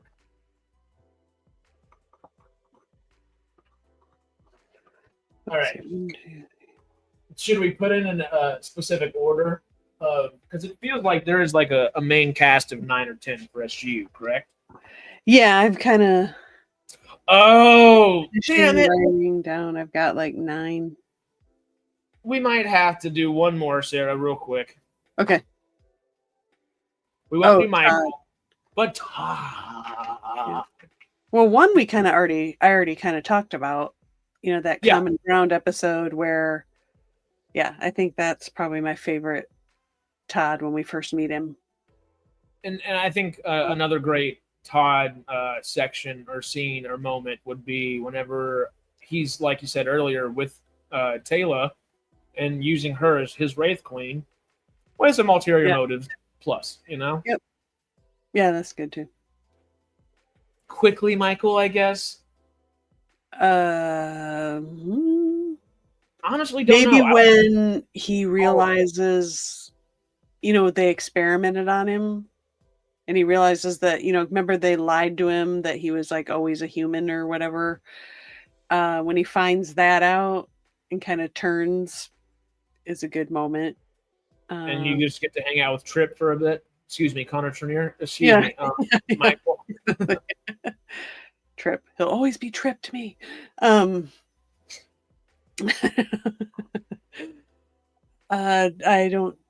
can't. I mean, there's some other good, like, menacing scenes. I can't think of, like, a specific. I'm trying to come up with a specific one, but I have that one at least. I think that's the best when he makes that turn when he's been lied to, which was a little bit, like, seemed out of character for, like, SGA, like the leadership, like, to be like, oh, let's lie to people, especially considering the whole thing with, like, Stargate to begin with is like these people lying that they're gods and stuff, with the Gould, so that it doesn't put a good taste in your mouth, and it never did. No, it's like, but they did something like that in SG1, didn't they? Where there was something, they lied about something, and I can't remember specifically. I think they might have done it a couple times for just depending on the thing. I feel like the thing with Michael, though, that makes it so he proves how evil he is, and he almost proves the right thing to do, and right. That's still iffy. It's not necessarily proves, it's he begs the question: was the right thing to do actually turn him into a human and try to get the Wraith to kind of regress back to their old evolutions? Like, right. Yeah. So in a way you could say, like, Stargate Command is the reason he exists and why he's evil and does all the stuff that he does is their fault. Yeah, entirely. Yeah. If they hadn't lied to him, what would have happened, If they didn't do it's I don't know if there are many, like, other, obviously Wraith have hive ships and Wraith have drones, and then Wraith have queens, and Wraith have their, I guess, seekers or whatever they called, like their actual Wraith like lieutenant kind of folk, not their drones, but the main Wraith that we typically see. But I'm sure they have other kind of, like, homeworld bugs or homeworld something. Like, it would have made more sense to, like, go for, okay, I know in touchy subject in general, but in trials, wouldn't you find the mouse or the dog or the monkey or whatever animal you're going to end up doing trials on first? And wouldn't it have made more sense to go find the Wraith's iteration of some smaller, I guess, quote unquote, lesser life form on their planet to do experiments like that on first, rather than jumping straight to human trials? Like, right. SGA is like, was a little no ethical anything. Let's just jump right into it. Yeah, it felt a little out of character to me for, like, Stargate Command and the show, like, as a whole. It's like, it was kind of like, what? They're it was kind of like evil in a way to lie to him like they did, Yeah, and Monk is epitomizing that right here. Michael's an example of how our main characters and their judgments are fallible. It's a great way of showing some of their intentions are self-interested and morally gray. And then, Beckett was against it from the beginning, but that's because he's a damn good doctor with a good sense of morality. Right, and they have that oath or whatever, right? They're not supposed to... The Hippocratic Oath, right? Yeah. All right. So, SGU here real quick. Let's go ahead and write some of these characters down. We don't need Carter O'Neill. We don't need McKay or Woolsey. Right. Do you want to hear my list? I wrote a list down. Oh, I don't know if you want to hear it. I have Young, Eli. Just going by the names, we know them mostly by. Young, Eli, Rush, Am I going too fast? Sorry. No, you're good. I'm just kind of riding along. Okay. Scott, Greer, TJ, Chloe, Telford, Ray, and I thought, well, I put Brody and Volker, but maybe put them together. They always seem to be together in scenes. So maybe best Brody and Volker scenes. Okay. That's all I have. But, okay. Who am I missing right now? I got Rush, Eli, Young, TJ, Scott, Chloe, Greer, Ray, and Telford. So it would be Volker and Brody. yeah, put them, keep them together. Do we want to do James? She's important the whole time. I just don't. She doesn't stand out necessarily. Besides a couple times. Yeah. I don't think she's enough. We almost have to do 4 more, but we can keep Volker and Brody together. Yeah. I'm gonna do Volker Brody. Mm-hmm. But we need James and then Linda Park. Lisa Park. That's Ray's girlfriend, wife? Greer's girlfriend. Oh, her. Oh, yeah. Park. Okay. Yeah, I forgot about her. Everybody else is here plenty, but they just don't have the same amount. Yeah. I mean, we only got 2 seasons to pull from. So yeah. Which means I could have time to actually watch the whole series from beginning to end again, I guess. That's technically true. We do. We have the time. Mm-hmm. So yeah, so Park and James as well. Yeah. Do you have TJ? That's Johansson is TJ, yes. Right? Yeah. Mm-hmm.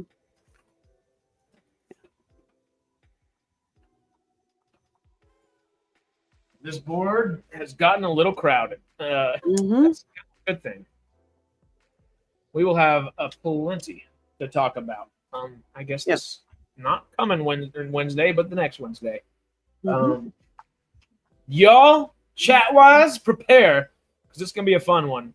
Y'all know what time. We're talking 10:30 in 2 weeks, but we're going to be doing best and favorite scenes again. SGU instead of SGA. Rush, Eli, Young, TJ, Scott, Chloe, Greer, Ray, Telford, Volker, Brody, Lisa Park, and Vanessa James.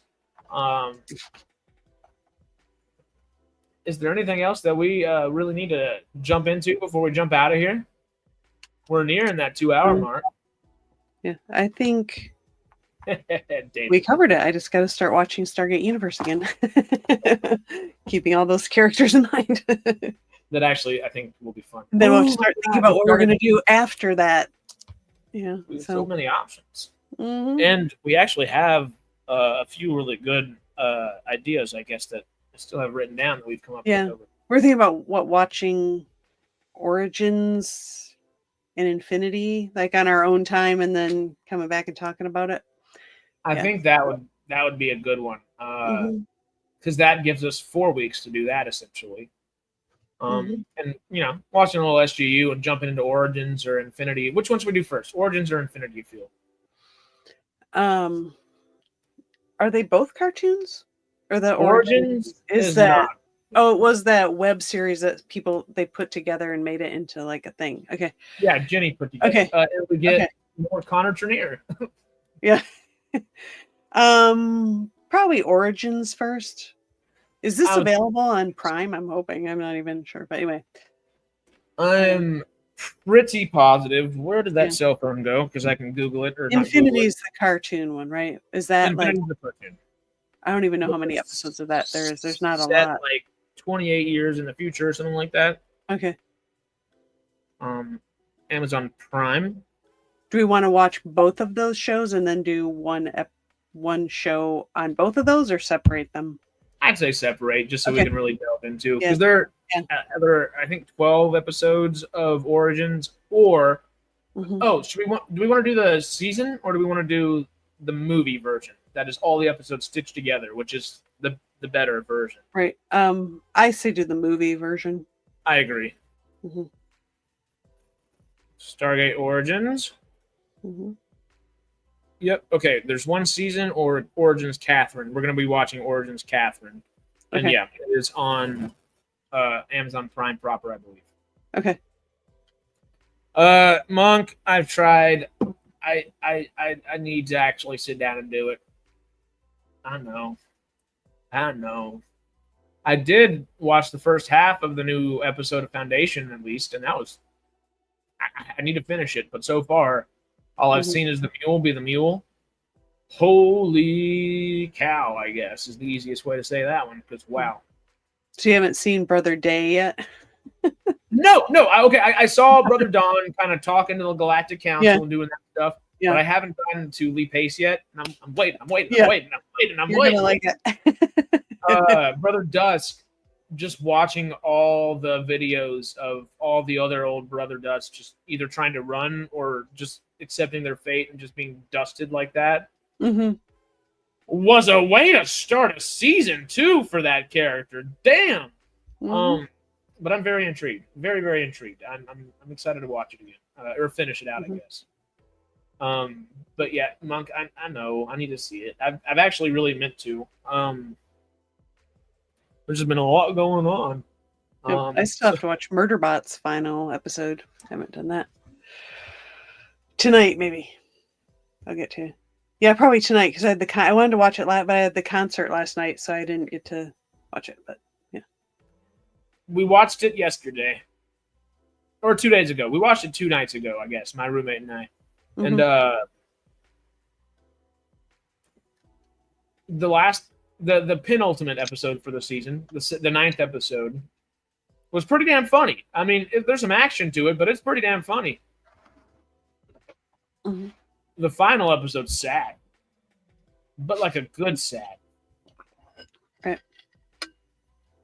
I think I don't want to spoil anything, of course, but I may or may not have ordered the entire Murderbot series yesterday after finishing the first season. So I might have 4 books on the way here today.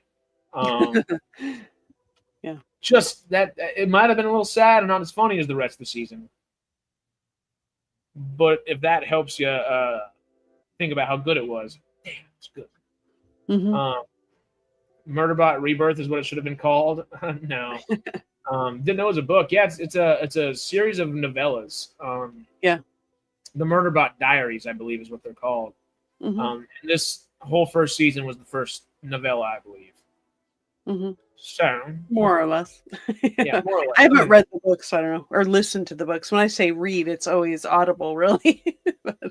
I will be reading and hopefully figuring out that the answer to that question sooner than later. Ooh, Monk, finishing Dazed and Confused after this. All right. First time viewing Dazed and Confused. It's interesting. A little Linklater, man. Linklater's the best. Wolf Project on Prime, a foreign film so violent it's a must-watch. All right. We got Searching, Wolf Project, and it's never a bad idea to watch Dazed and Confused again. I think I own that movie in 4 different places. I love it. I love some Dazed and Confused. Look for old Cole Hauser, Rip from Yellowstone, and young Cole Hauser and young Ben Affleck as well.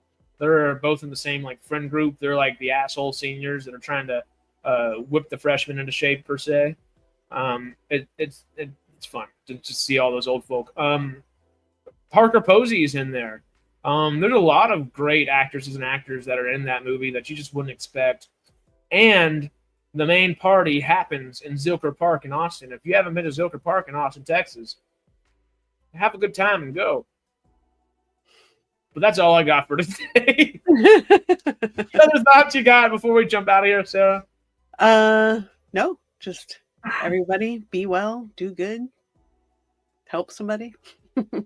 Hey, as they say, do a good turn daily, you know? Monk said he's been to Austin. It's a great city. It's a great city. I love Austin. I would never want to live there. It's a great place to visit. And That's coming from Mr. Texas. I'm moving to Fort Worth or back to Beaumont if I have to, but no Austin. I'll go visit. Have enough friends there. But all that being said, we will see you not Friday. Catch up to last week's Radical Wasteland podcast if you have not. But Saturday we have a little Farscape Patreon coming back. Are we looking like we'll be able to do with the 3? I think we're gonna have to stick with the 1 episode. Sorry. Okay. I would like to do it, but just logistic. Makes sense. Yeah. Scheduling things.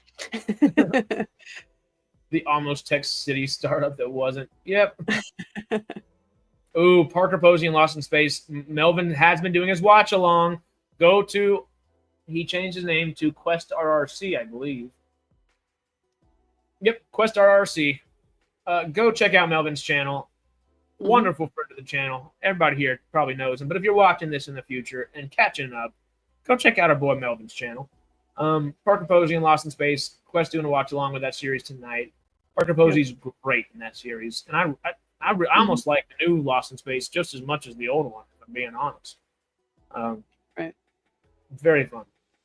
Austin and Houston are the only blue spots in a very red Texas. No. Very purple. Texas is very purple. Beaumont, all of Southeast Texas is blue. All of South Texas is blue. All of Austin is blue.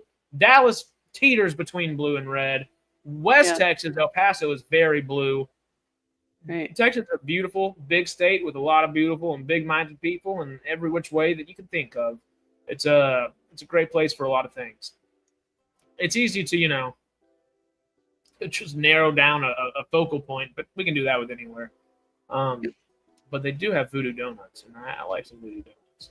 But anyway, 1 episode of Farscape Patreon with us this Saturday. Next week, catch us, of course, for Radical Wasteland podcast on Friday. We will hopefully be able to interview the Arizona Rangers. That is on the way, one way or another. We will let you know for sure this coming week. And, of course, this Sunday and next Sunday, last Sunday, every Sunday ever, come join us for Sci-Fi Sundays. Yep. Have you watched Superman yet? Whatever. No. Okay. I might get to see it this weekend. Probably. My husband and I will probably go see it this weekend. That'll be fun. Mm-hmm. That'll be fun. I keep getting a bunch of text messages about what people like or don't like about it. I'm like, ooh, I like that you're sending this to me. It makes me happy. I'm like, yes. All that being said, as always, goodbye, good night, good afternoon, good evening. We love y'all. We appreciate y'all. Thank y'all. And adios. Where is my music? And the buttons?